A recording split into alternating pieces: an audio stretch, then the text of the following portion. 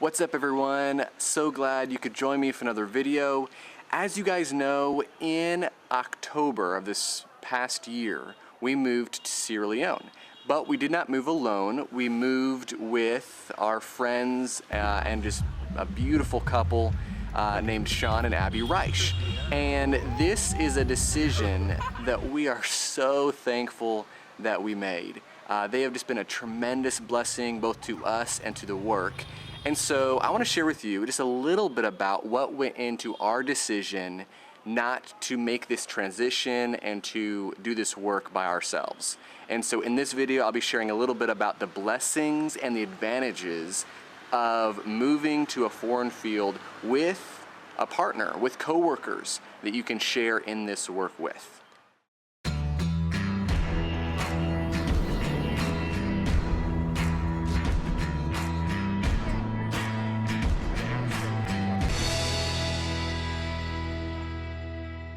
So maybe the very first thing that I'll say regarding our mental process of evaluating if we should move by ourselves or if we should try to find another couple to go with us is the fact that I think there's a very strong biblical precedent to taking a team or taking a partner with you in this sort of work. We see this exemplified when Jesus sent out the 12 in Luke 9 and then again set the 70 in the next chapter in Luke chapter 10. And he didn't send them out individually, he sent them out in pairs.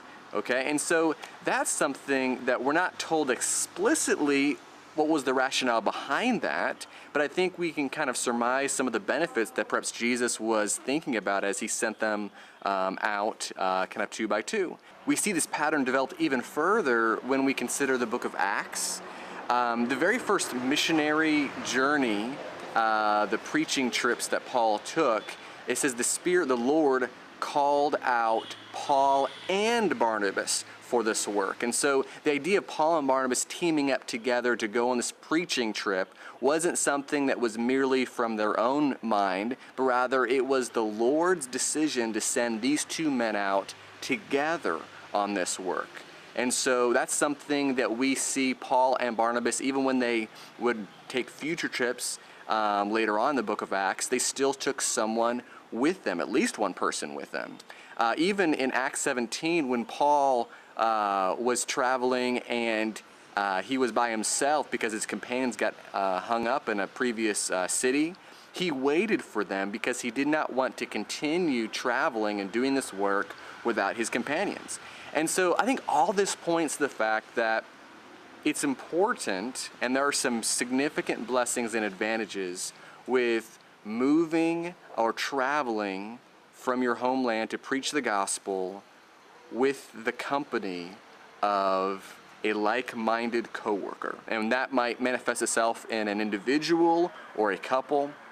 In our case, it's manifested in us deciding to travel with the Reiches. Another factor in our evaluation of whether or not to go on our own or to try to find someone to go with us was the fact that we were given some pretty persistent counsel from a lot of wise sources that really insisted that we seek someone to travel and to move with us for this work.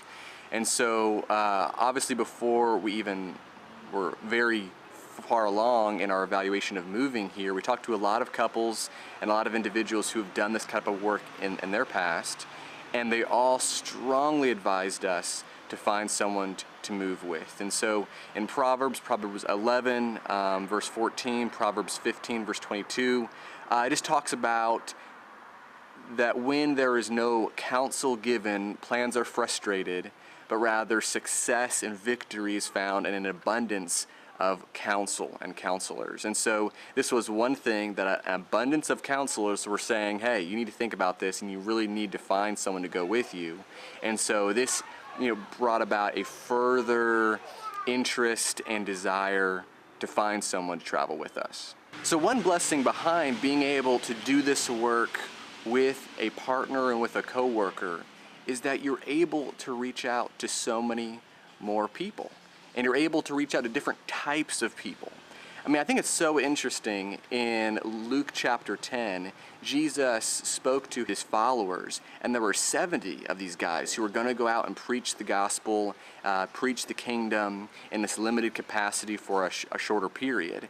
And Jesus' appraisal of these 70 kind of preachers in training, he was going to send them out on a relatively small geographical area. I mean, the area of Israel during the time of Jesus' life was about 30 miles by maybe 80 miles. So it was a pretty small geographical area, and he sent out these 70 men.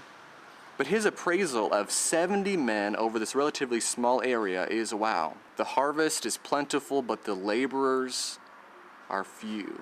So even backed with 70 equipped men, Jesus still saw there was need for more workers, more harvesters. Similarly, a place like Sierra Leone or really anywhere, there's a benefit to being able to bring more people, more workers with you if that's a possibility.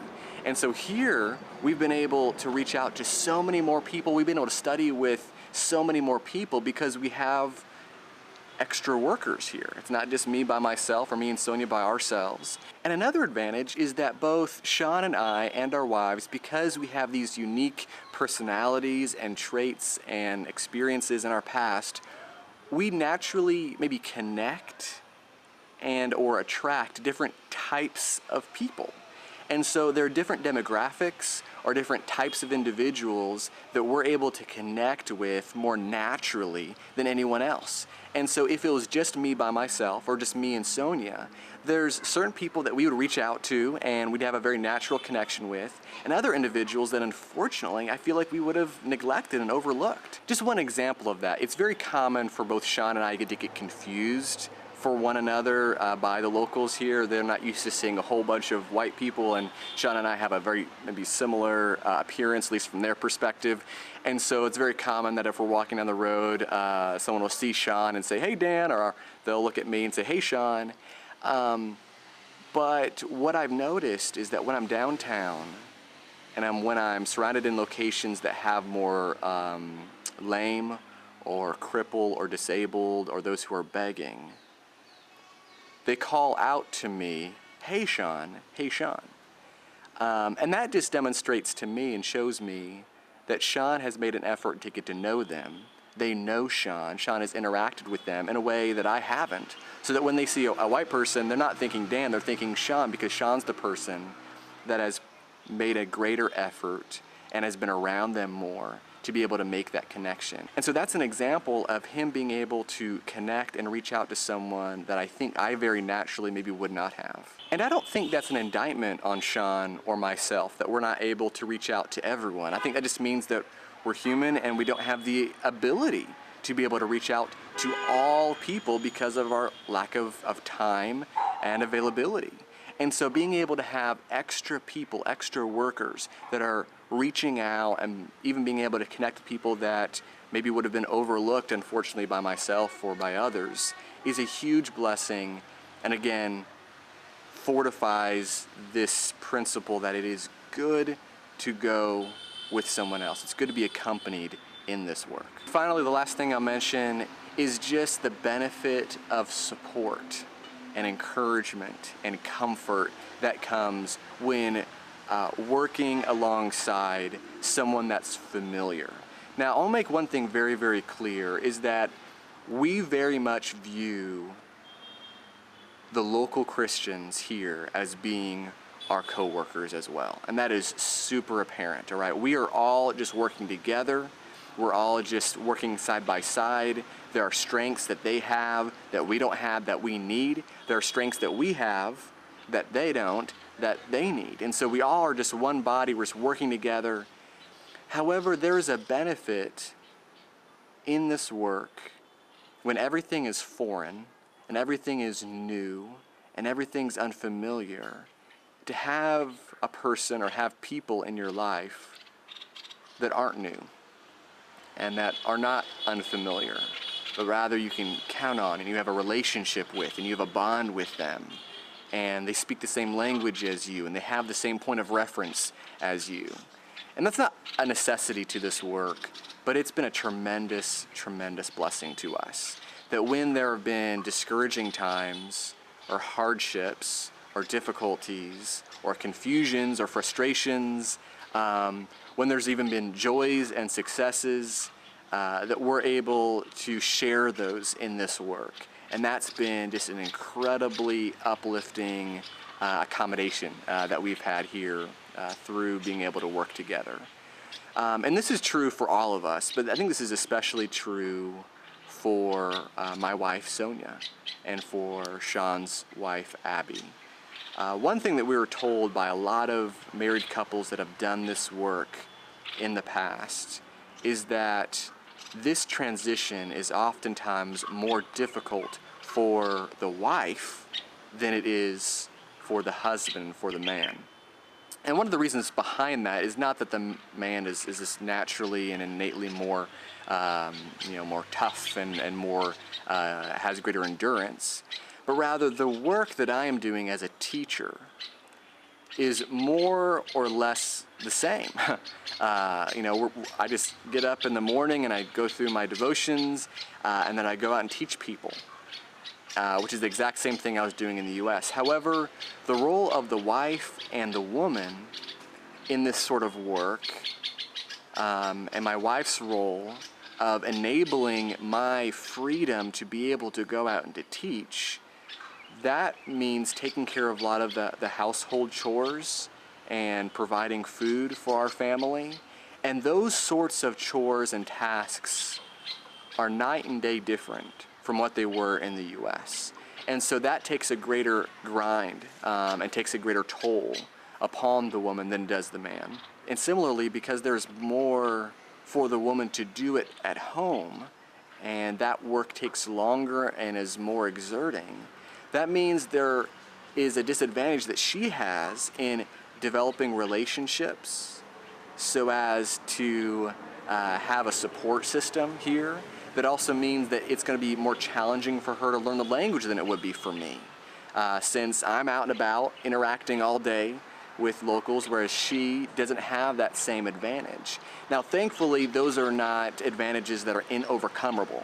I've been so thankful my wife has really devoted herself to connecting with the ladies here in our community. She's also been wonderful at learning the language. She's to the point now where she knows it almost as well as I do. But those are still challenges, and those things can contribute to the wife being burned out quicker than the man. And so that's why it's been such a blessing, and we're so glad that we have traveled here with another married couple so that both Sonia and Abby can learn the ropes together, and they can share on this work together. They can laugh together regarding their ignorance and mistakes as we're all fumbling through the challenges of this adjustment.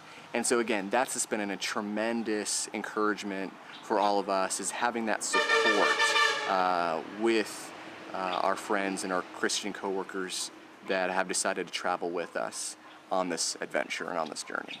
So like I've just said, there's so many blessings, so many advantages to being able to share this work with a friend, with a brother, with a like-minded couple that has traveled with you for this purpose. We're so blessed to have Sean and Abby here. There's so many blessings that they bring and provide both to us and to the work here, and of course we're trying to do the same. This is a topic that I care a lot about and is so eager to share more on. Perhaps in the future I'll share some advice about maybe how to go about looking for a couple to travel with you. What are some of the criteria or evaluations you should make? I'm also wanting to share some information regarding some of the potential dangers or hardships that can arise between couples that are living in this sort of environment together. And so what are some things that we can do to kind of nurture or protect that relationship? So I'll be sharing some more content regarding this very important topic in the future.